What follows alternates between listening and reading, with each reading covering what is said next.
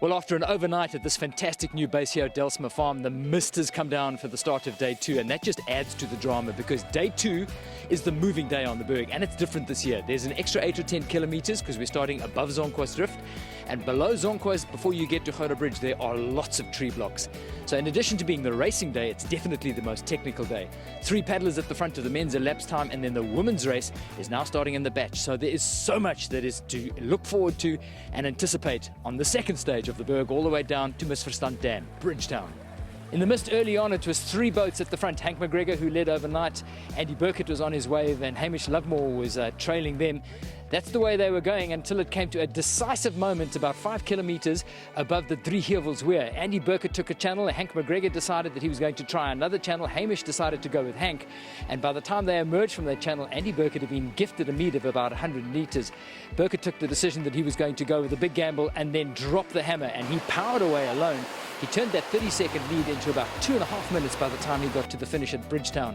Hank McGregor in second. Hamish Lovemore just did not have the gas in the tank to stay with Hank, so he is now in third, but some way off the 11 times world champion. Yeah, it was awesome. I really enjoy this section of the Berg. Day 2 is just such a nice part of the river, and beautiful weather today. Some close racing. There were quite a few attacks from about 10 k's in. But it was great racing with Hank and Hamish. You know, it's clean, hard racing. And if anyone made a little mistake or they're a little bit behind, you know that the other guys were going to go flat out and make you work for it. In the women's race, Nikki Burkett started with a handy 2.5-minute lead, but Bianca Bevitt and Jordan Peak and Tracy Ullerman, who'd moved into third overnight, were right on her gunnels as they left in the mist early in the morning.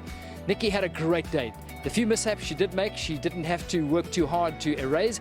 And by the time they got to the second half of the second stage, Burkett was leading with Jordan Peak comfortably in second. Bianca Bevitt had a long 4-minute swim, but proving what a great third stage she had, she managed to move solidly back into third place. Tracy Illerman was fourth overnight. It was tough today, hey? Really, it was very technical, the river, and I knew that it was going to be a ding-dong with Geordie because she knows the river really, really well. And so I was playing catch-up all the time, but yeah, I think my training's paid off, and I managed to kind of like stay there and then at the end put the hammer down when it was flat. Day 2 of the Berg is traditionally the Queen stage, and this is the moving stage, and both the men's and women's races saw defining, decisive moves that have moulded the outcome of this race as we prepare for the third and longest 75-kilometer stage into Zoutkloof. But day 2 delivering as everything has been about the 60th anniversary of the Berg. It's delivered in terms of water, weather, but most of all the euphoric mood that has been almost celebrated by everybody involved in this year's very unusual but very unique event, celebrating 60 years of the history of the Berg.